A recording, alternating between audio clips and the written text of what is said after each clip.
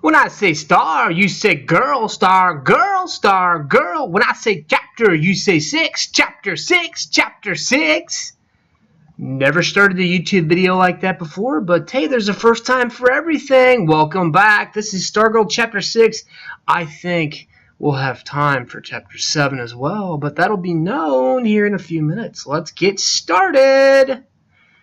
Hillary herself set the stage the day before. In the middle of lunch, she got up from her table and walked over to Stargirl. For half a minute, she just stood behind Stargirl's chair. Silence everywhere, except for the tinklings in the kitchen. Only Stargirl was still chewing. Hillary moved around to the side. I'm Hillary Kimball, she said. Stargirl looked up. She smiled. She said, I know. My birthday is tomorrow. I know. Hillary paused. Her eyes narrowed. She jabbed a finger in Stargirl's face.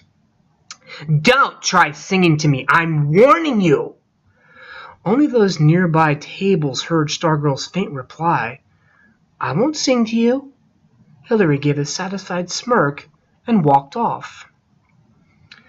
From the moment we arrived at school to the next day, the atmosphere bristled like the cactus petals. When the buzzer sounded for first lunch, we leaped for the doors. We swarmed into the food lines. We raced through our choices and hurried into our seats. Never had we moved so fast, so quietly. At most, we whispered. We sat. We ate. We were afraid to crunch our potato chips, afraid we might miss something.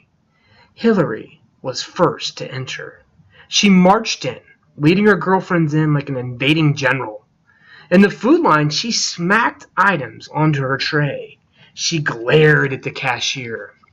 While her friends scanned the crowd for Stargirl, Hillary stared ferociously at her sandwich. Wayne Parr came in and sat down several tables away, even as if he was afraid to see her on this day. Stargirl finally came in. She went straight to the food line, blithely smiling as usual. Both she and Hillary seemed unaware of each other. Stargirl ate. Hillary ate. We watched. Only the clock moved. A kitchen staffer stuck her head out of the conveyor belt and called, Trace! A voice barked back, Shut up! Stargirl finished her lunch. As usual, she stuffed her wrappings into her paper bag, carried the bag into the paper-only can tray return window, and dropped it in. She returned to her seat. She picked up the ukulele. We stopped breathing. Hillary stared at her sandwich. Stargirl began strumming and humming. She stood. She strolled between the tables, humming, strumming. 300 pairs of eyes followed her. She came to Hillary Kimball's table and she kept on walking right up to the table where Kevin and I sat with the hot seat crew. She stopped and she sang Happy Birthday. It was Hillary's name at the end of the song, but true to her word of the day before, she did not sing to Hillary. She sang it to me. She stood at my shoulder and I looked down at me, smiling and singing, and I didn't know whether to look down at my hands or up at her face, so I did some of each. My face was burning. When she finished, the students burst from the silence with wild applause. Hillary Kimball stomped from the lunchroom. Kevin looked up at Stargirl and pointed at me and said what everyone must have been thinking. Why him? Stargirl tilted her head as if studying me. She grinned mischievously. She tugged at my earlobe and said, He's cute, and walked off. I was feeling 9 ways at once, and they all ended up at the touch of her hand on my ear until Kevin reached over and yanked the same earlobe. This keeps getting more interesting, he said. I think it's time to go see Archie.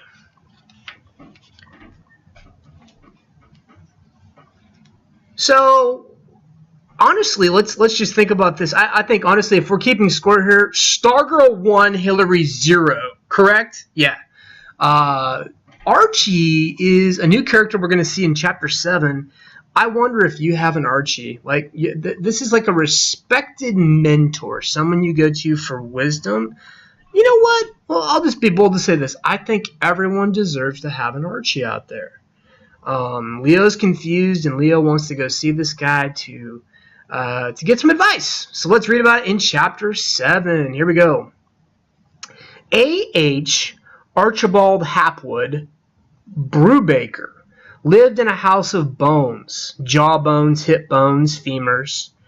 There were bones in every room, every closet, even on the back porch. Some people have stone cats on their roofs. On his roof, Archie Brubaker had a skeleton of Monroe, his deceased Siamese.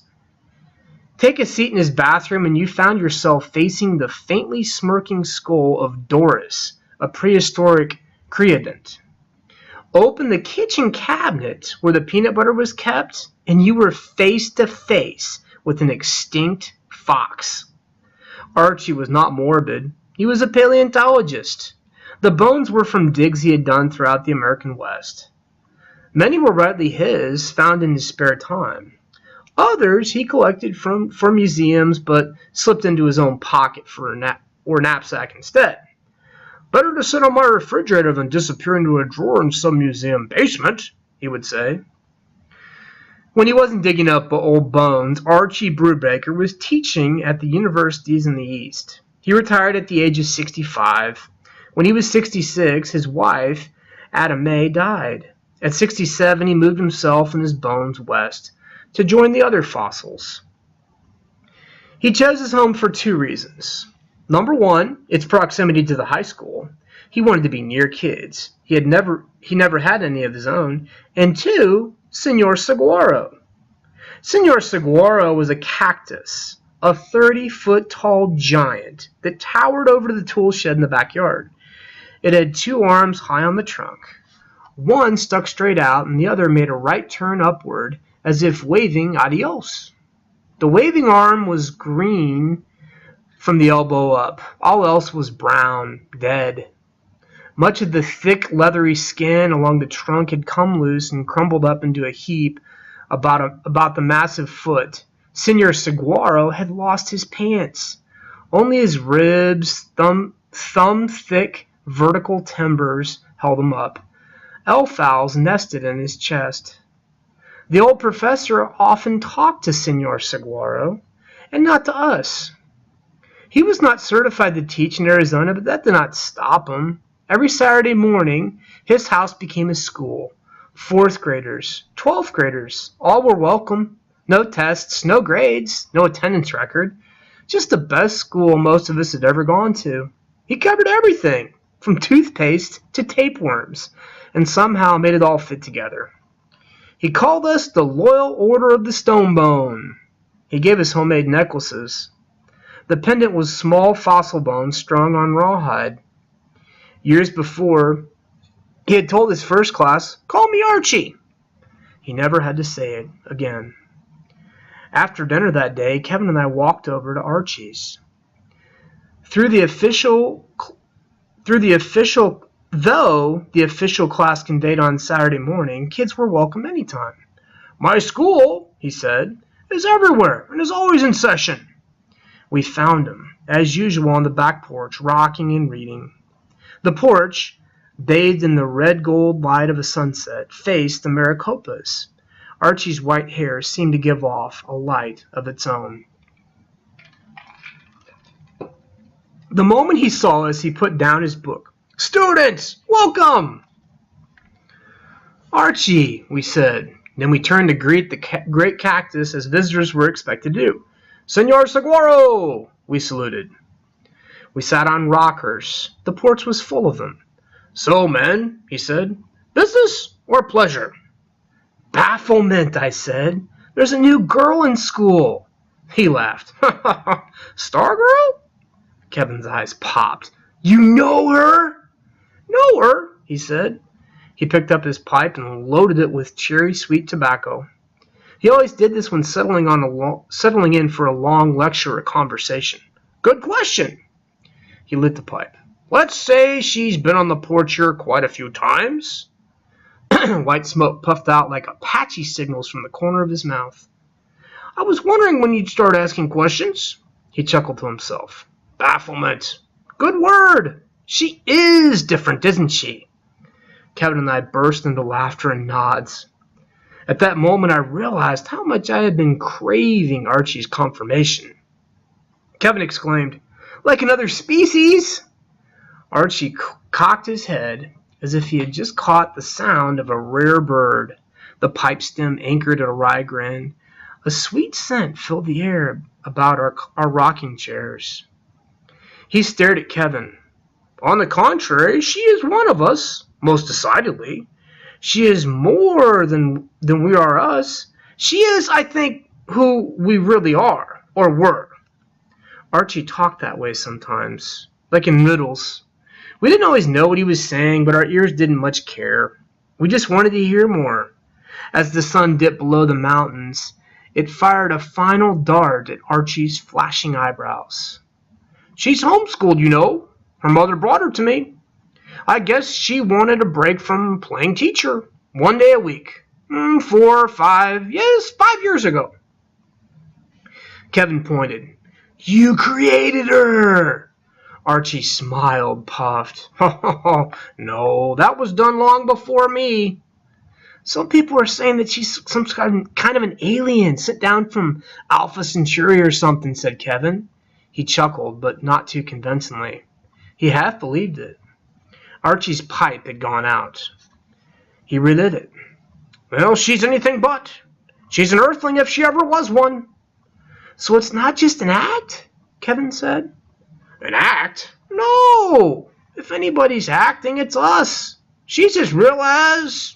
He looked around. He picked up the tiny wedge-like skull of Barney, a 60-million-year-old Paleocene rodent, and held it up. As real as Barney. I felt a little jolt of pride at having reached this conclusion myself. But the name, said Kevin, leaning forward. Is it real? The name? Archie shrugged. Well, every name is real. That's the nature of names. When she first showed up, she called herself Pocket Mouse. Then Mud Pie. Then, what? Holy Gully, I believe. Now, Stargirl. The word came out whispery. My throat was dry. Archie looked at me. Whatever strikes her fancy. Maybe that's how our names ought to be, huh? Why should we be stuck with one your whole life? What about her parents? Said Kevin. What about them?